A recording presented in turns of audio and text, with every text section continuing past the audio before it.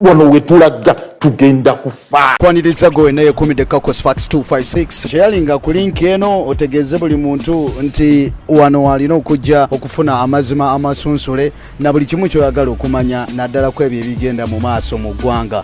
Ebisinga obungi tubyekenneenya kyovala ba story tetutera kuzigwamu bugwi tuzitwalira obudde okuzekenneenya n'okuzeetegereza y'ensonga lwaki twakugamba nti wano wosanga amazima amerere. Jeno Kahinda Otafire yavuddeyo nakola statement ey'amaanyi neyegatta kwabo abamu kwabo bajjeno abazenga boogera ku yesimbyewo ku bukulembeze bw'eggwanga Kyagulanyi Center. Bobi president ayagala kufuka president w'eggwanga oyinza tekwendera ku meza ya parliament okukuba abantu eneka enyimba zezo zaagala nnyo n'emmotoka yange zimweziri naye bambi ebyokukulembera abantu tabimanyi tatya okulwanira mu parliament okukuba abantu ebikonde mu parliament bw'obakuwa obuyinza n'otuuka ebweru mwegendereze mmwe bannange mwegendereze mmwe akali bakendo omukondo gwa Bobi Wine ne baganda bekuki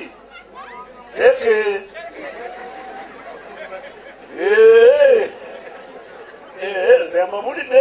Tujukire Jeno Kahinda Otafire ono yaliko MUNSIKO ne President Yoweri Kaguta Museveni. Ebimu ebyali MUNSIKO bye bino era wano yali ali mu kwogerako ko n'abamu kwabo abaali balwana mu lutalo mu mwaka gwa 1986. Kansoke mukuwe oluvannyuma tweyongereyo na biki byenkuleetedde olunaku olwaleero. Bobi did not value self-determination. He valued the education of the people of the North. And in fact, if he did not need the people of the North, it meant himself. Njagala kusooka kulisaayo meya wa Kampala ERIAS LUKWAGO okuva Nairobi twabategezaako wano ku channel nti yali agenda okumujjanjaba obulwadde abunnyonnyola n'engeri abasawo gye babufunyemu, naye simanyi lwaki statement ze ate zeevuze ne zidda ku butwa siyinza kumanya, naye kamukuwe asooke naye annyonnyole ku kiki ekyabadde kimuluma. Ekitiibwa n'ettendo lidde eri Allah subhanahu wa ta'ala asobozesezza okunkomyawo nga ndi mulamu. Essanyu mu mutima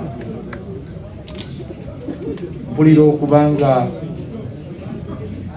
nzuukidde sikula pulmonary dysfunction, emisuwa nga bagisanze egireeta omusaayi mu mawuggwe nga nagyo ginafuye.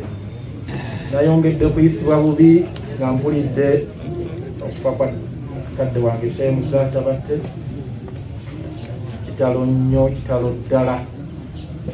Amawulire ago gansanzeeyo ne mpulira nga nzenna ensi sikyagitegeera kubanga tubadde ffembi lutwalira wamu. Ye Profesa Lule mwebazaamu akensuso nti ye ng'oggyeko okumawuggwe ate ebyolubuto balina terminology gye bakola yasinga okutegeera ekikwatagana n'endwadde ze bayita ez'obutwa. Kiki kyekitegeeza singa ERIAS LUKWAGO awummula kumpi omwezi mulamba obudde bujja kuba butono obw'okunoonya akalulu, wabula bagamba nti bo abamuyambako wamu n'abamwagaliza ebirungi gye bali ku ground okumusabira akalulu. Buli kizibu kibeeramu ekirungi kyamu. Tuyinza okulowooza nti okunafuwa kwa ERIAS LUKWAGO butakola campaign z'amaanyi mu kibuga nga noonya akalulu kumuzza mu ntebe, obulwadde buyinza okuleetera ERIAS LUKWAGO okunafuwa mu maanyi ge ku kifo ky'obwa road mayor, oba nedda kiyinza okuleetera amaanyi kamiliyoni okugenda ku ntebe eno y'obwa road mayor, oba nedda? Bye bibuuzo oba oli awo bannakampala bye bayinza okuba nga beebuuza, naye ekyo ng'okiggyeko ERIAS LUKWAGO y'omu ku abo ababadde bakyalina amaanyi ku bifo byabwe ku bwa road mayor, naye katumusabire asobole okulaba nga atereera bulungi nnyo nnyini ddala. Robert Kyagulanyi Ssentamu agamba nti gwe mulundi guno gw'ayagala okusobola okulaba ng'ateekawo enjiri ey'eddembe wamu n'okutuuka ku kwesiima. Bingi byagambye abantu b'e Koboko. Kijjukirwa nti eno gy'abadde minisita Anite eyakubibwa mu kamyufu ka NRM gye buvuddeko ng'eyamuwangula yali Charles Ayume, nawankubadde omukyalo ono teyasobola kujja kubwa independent n'asalawo respecti ng'amateeka g'ekibiina. Tekirobedde Kyagulanyi kuvaayo kugamba abantu abali e Koboko okulonda omwami gwe bayita Charles Ayume. Kyewunyisiza nnyo abantu eyawangula minisita Anite Bobi Wine gwawadde endorsement okuba nti bamulonda ku bubaka bwa parliament. Yagamba nti yeesigamizza nnyo ensonga eno ku bavubuka.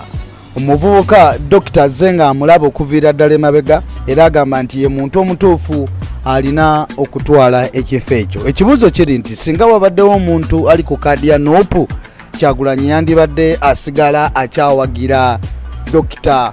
Charles Ayume? Singa mu kifo ekyo wabaddewo ali ku kaadi ya Nuupu nga naye muvubuka, oba nedda? Kiwawaazizza nnyo abantu amatu bwe balabye Kyagulanyi ng'ataana ayendosinga owa NRM. Ssemateeka wa Munnayuganda yenna eddembe okulagaanibwa n'alonda naani oyo gwawagira. Tulabye EPAS nga postinze ku peji ye ng'agamba nti kwagala butayagala yagenda kulonda Bobi Wine. Kiki ekitegeeza eri entertainment industry nga bakyakaaba okubaggulawo babe nga bakola. Gavumenti eyinza okwawula entertainment n'ebyobufuzi. EPAS y'omu nga bakutte Kyagulanyi ye yasooka okuvaayo n'agamba nti mu abayimbi musirise nga Kyagulanyi akwatiddwa kiki kye muliko. EPAS y'omu yalabibwako nga yegasse ne Bobi Wine nga bali mu kuwakanya ekya omusolo ogwa social media kiyite OTT tax eyali aleeteddwa nga baagala okuteekawo omusolo ku social media era batambulanga mu kibuga naye nga EPAS yalina Kyagulanyi. So bw'avaayo na postinga nti nze nja kulonda Kyagulanyi tekitegeeza nti yakatandika kati omuwagira, abadde ajja amuwagira kuviira ddala mabega. Mukama kume nze Kakos the microphone soldier.